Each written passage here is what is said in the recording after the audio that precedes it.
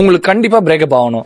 இருங்க நான் ஒன்னும் உங்களுக்கு சாபம்லாம் விடல. நம்ம எல்லாருமே பிரேக்கப்ன்ற ஃபேஸ ஒரு வாட்டியாவது லைஃப்ல ஃபீல் பண்ணணும். ஏன் தெரியுமா? நீ யாரா சும்மா மொட்டை மாடல உட்காந்து பிரேக்கப்பை ஃபீல் பண்ணணும்னு சொல்லிட்டு போயிடுவ. நிஜமா பிரேக்கப்போட ஃபீல் எப்படி இருக்கும்னு தெரியுமாடான்னு சொல்லி நீங்க திட்டுறது எனக்கு கேக்குது.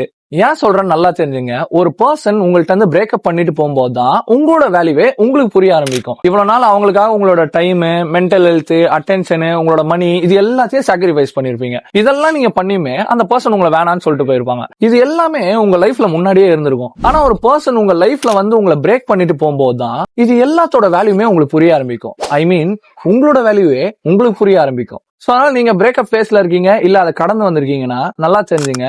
கஷ்டமா தான் இருக்கும், but time will heal everything. You lost someone, but in this process, you found yourself. So இந்த மாதிரி மோர் கண்டென்ட்ஸ்க்கு நம்ம பேஜை ஃபாலோ பண்ணீங்க. இல்ல ரீசெண்டா பிரேக்கப் ஆயிருந்தாலோ, இல்ல இந்த மாதிரி பிரேக்கப் ஃபேஸ்ல இருக்க உங்க ஃப்ரெண்டுக்கு இந்த வீடியோவை ஷேர் பண்ணுங்க.